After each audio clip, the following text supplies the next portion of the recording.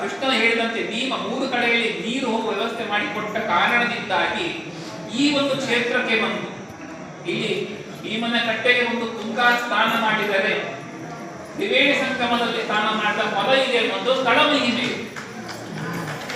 ಅದೇ ತುಂಗೆ ಹರಿದು ಬರುವಂತಹ ಮುಂದೆ ನಮಗೆ ರಾಯಚೂರು ಒಂದು ಮಂತ್ರಾಲಯ ತುಂಗ ಬಂದ್ರೆ ಅವಳೆ, ಆದರೆ ಭೀಮನ ಕಟ್ಟೆಗೆ ಒಂದು ತುಂಗಾ ನದಿಯಲ್ಲಿ ಸ್ನಾನ ಮಾಡಿದರೆ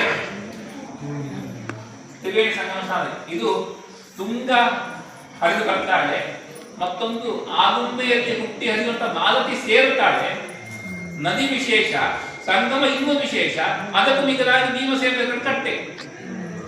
ಇಂತಹ ದಿವ್ಯವಾದ ಕ್ಷೇತ್ರ ಅದು ಭೀಮನ ಕಟ್ಟೆ.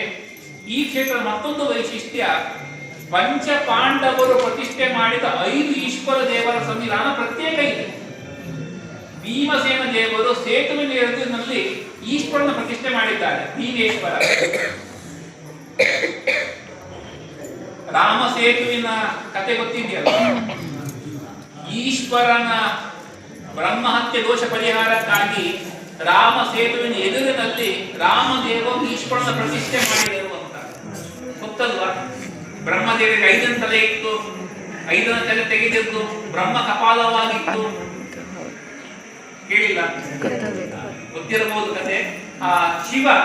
ಆ ಶಿವನ ಬ್ರಹ್ಮ ದೋಷ ಪರಿಹಾರಕ್ಕಾಗಿ ರಾಮದೇವರು ಈಶ್ವರನ ಪ್ರತಿಷ್ಠೆ ಮಾಡಿ ಸೇತುವೆ ದರ್ಶನ ಮಾಡಿದರೆ ಬ್ರಹ್ಮಹತ್ಯೆ ದೋಷ ಪರಿಹಾರ ಆಗ್ತದೆ ಅಂತ.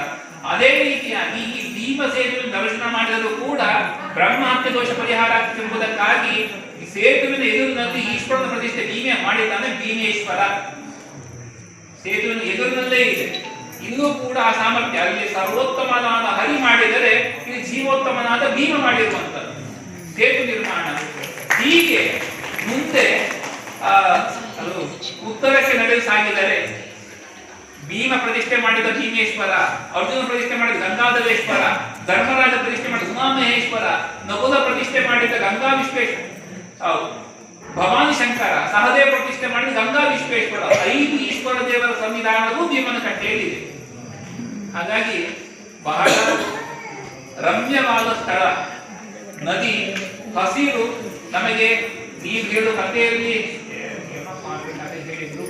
ಇದ್ದರೂ ತೊಂದರೆ ಇಲ್ಲ. ಕೊನೆ ಪಕ್ಷ ಆ ಪ್ರಕೃತಿಯನ್ನ ಆಸ್ವಾದನೆ ಮಾಡಲಿಕ್ಕಾದರೂ ಬಂದಿದೆ.